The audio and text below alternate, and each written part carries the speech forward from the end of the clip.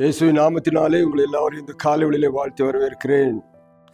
இந்த நாளுக்களிலும் இன்றைக்கும் ஒரு உலக சுவார்த்தையை உங்கள் வாழ்க்கையில் சொல்லி நான் ஜெபிக்க விரும்புகிறேன். இந்த நாளிலும் ஏசாயா புஸ்தகம் 55ஆம் அதிகாரத்தில் ஏசாயா 55:6 கர்த்தரை கண்டடித்தக்க சமயத்தில் அவரை தேடுங்கள், அவர் சமீபமாக இருக்கையில் அவரை நோக்கி கூப்பிடுங்கள் என்று சொல்லி ஏசாயா சொல்லுகிறதை நாம் பார்க்கிறோம்.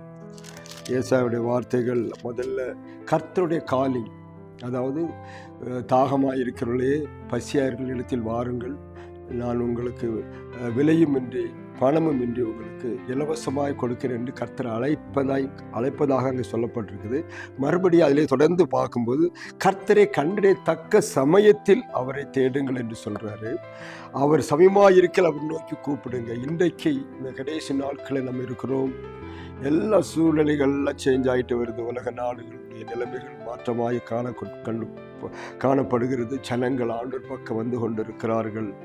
ஒவ்வொரு நாட்டுக்கும் ஒவ்வொரு சமயத்தை கர்த்தர் வைத்திருக்கிறார், அவரை கண்டடையத்தக்கதாக. அந்த சமயத்தை நம்ம அவரை தேடும்படி ஆண்டவர் அழைக்கிறோம். இந்த காலவெளியில் கர்த்தரை நாம் என்றைக்கு கண்டடைவது, எப்பொழுது என்று சொல்லி நாம் யோசனை பண்ணுறோம். நாளை பார்த்துக்கலாம், அடுத்த வருஷம் பார்த்துக்கலாம், கல்யாணம் முடிஞ்சு குழந்தை பிறக்கட்டும் பார்த்துக்கலாம் பண்ணிட்டு இருக்கிறோம்.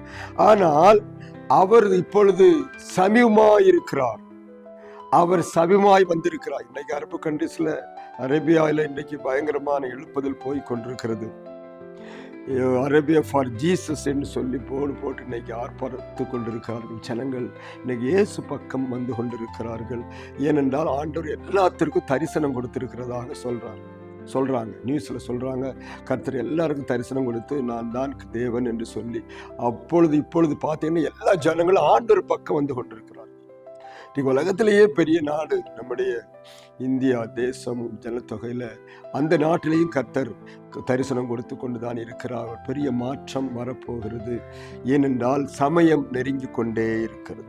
அவர் சமீபமாய் இருக்கையில் அவர் நோக்கி, அவர் சமீபமாய் வேற எந்த நாட்களிலும் இருந்ததை காட்டிலும், வேற எந்த நாட்களில் அவர் சமீபமாய் இருந்ததை காட்டிலும் இப்பொழுது அதிக சமீபமாய் இருக்கிறார்.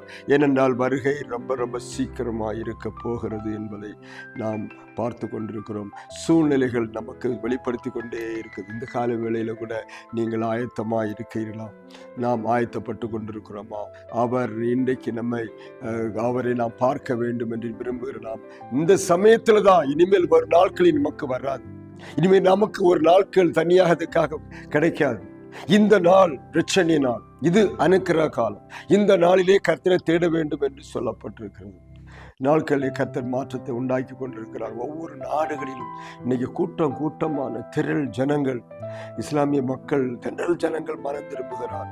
ஏனென்றால் அவர்கள் அடிமையாக்கப்பட்டிருந்திருக்கிறார் என்று நினைக்கிறார்கள். கர்த்தர் அவர்களுக்கு தரிசனமாய் கொண்டிருக்கிறார். அதை குறித்து பாருங்க, நீங்க சோசியல் மீடியாவில் பார்க்கும்போது பயங்கரமான எழுப்புதலை குறித்து பார்க்கிறோம். இந்த நாளிலும் தேவன் நம்மை பார்த்தாதான் சொல்றாரு, இதுதான் கண்டறியத்தக்க சமயம், இப்பொழுதே அவரை தேடுங்க, இப்பொழுதே அவர் சமயமாகி, இப்பொழுது அவர் நோக்கி கூப்பிடுங்கள். ரொம்ப தூரம் போகும்போது கூப்பிட்டா கேட்க, பக்கத்தில் அவர் பக்கத்தில் இருக்கிறார். நீங்க உங்களுக்கு ரட்சிப்பை கொடுக்க, உங்களை ஆசீர்வதிக்க, உங்களை ஆவிக்கிற வழியில நடத்த, உங்களுக்கு மிக முக்கியமான காரியத்தை செய்ய சோத்திரம். நம்ம எதுக்கு கூப்பிடுவோம்? இந்த உலகத்துல ஏதாவது கிடைக்கத்தான் கூப்பிடுவோம். எனக்கு வேலை வேணும், அது வேணும், பணம் வேணும், வீடு வேணும், சொத்து வேணும், அதுக்கு அவன் கூப்பிட சொல்லவில்லை.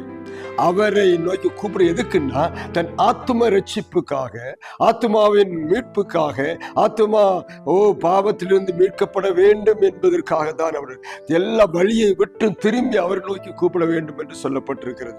இந்த காலவெளியில் அருமையானவர்களே, உங்களுடைய வாழ்க்கையில கர்த்தர் அதை தான் எதிர்பார்த்து கொண்டிருக்கிறார். நீங்க என்னைக்கு கூப்பிடுவீங்கன்னு பார்த்துட்டு இருக்கார். அவர் கூப்பிட்டா உடனே வந்துடுவார். நீங்க எப்பொழுது தேடுவீங்கன்னு அவர் பார்க்கிறார். அப்புறம் தேடினா உடனே ஆண்டவர் கிடைப்பார். ஏன்னா தேடுற எவனும் கண்டடைவார், தட்டுற எவனுக்கு திறக்கப்படும், கூப்பிடுற எவனுக்கு அது அவர் செவி கொடுக்கிறார். நீ தட்டி கொண்டிருக்கிறாயா? கூப்பிட்டு கொண்டிருக்கிறாயா? இந்த காலையில் சொல்லுறாரு, அவர் சமீபமா இருக்கிறார். கூப்பிடுங்க.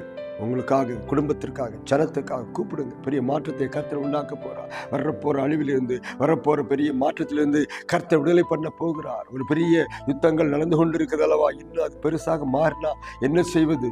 ஆண்டவருடைய பாதத்திலே வந்து விழுவோம், ஆண்டவரை நோக்கி பார்ப்போம். கர்த்தர் உங்களையும், குடும்பத்தையும், சபையும், ஜனங்களையும் ஒருவரையும் கைவிடாதபடிக்கு அவர் ஆசீர்வதிக்க விரும்புகிறார். ஒருவரும் கெட்டுப்போது அவருக்கு சித்தம் அல்ல. இதை கூப்பிட்டு பாருங்களேன். தேவனுடைய மாற்றம், தேவன் உங்களுக்கு வைத்திருக்கிற ஆசீர்வாதங்கள் இந்த உலகத்துக்குரியது மாத்திரமல்ல, அந்த பரலோகத்தின் ஆசீர்வாதம் கொடுக்கும்படியாக தான் கூப்பிடுகிறார். அவர் இப்பொழுது சமீபமாயிருக்கிறார். கூப்பிடுங்க அவர் நம்மை பாருங்க, கண்டறியத்தக்க சமயம் இதுவா இருக்கிறதுனால அவரை தேடுங்க. தேடினால் கண்டுபிடிப்பீர்கள். உண்மையா தேடி பாருங்க. இந்த காலை வேளையில, இந்த புதிய நாளில் கர்த்தர் உங்களையும் குடும்பத்தை ஆசீர்வதிக்க வந்திருக்கிறார். தேடுவீர்களா? மாற்றங்கள் உருவாகி கொண்டிருக்குது. உங்க வாழ்க்கையில மாற்ற வேண்டாமா? நம்முடைய நாடு மாற்ற வேண்டாமா? நம்முடைய வீடு மாற்ற வேண்டாமா? நம்முடைய மக்கள் மாற வேண்டாமா? எல்லாத்துக்காகவும் தேடுங்கள். கர்த்தர் உங்களை கொண்டு ஒரு பெரிய ஆசீர்வாதத்தை உங்கள் நாடுகளிலே, இருக்கிற இடங்களிலே கர்த்தர் கட்டளையிடுவாராக. தேவன் திறந்தால் ஒருவரும் பூட்ட முடியாது. அப்படிப்பட்ட ஒரு வல்லமையுள்ள தேவன் உங்களோடு இருக்கிறார். இந்த உலகத்தை படைத்தவர், சர்வ வல்லமை உள்ளவர். இதோ சீக்கிரமாக வருகிறேன்னு சொன்னவர். அவர் வந்து நம்மை கூட்டி செல்ல இருக்கிறார். ஆயத்தப்படுவோம். நீங்கள் ஆயத்தப்படுங்க, குடும்பத்தை ஆயத்தப்படுத்துங்க, எல்லாரையும் ஆயத்தப்படுத்துங்க. கர்த்தர் உங்களையும் குடும்பத்தையும் இந்த காலை வேளையிலே ஆசீர்வதிப்பாராக. ஆமென்.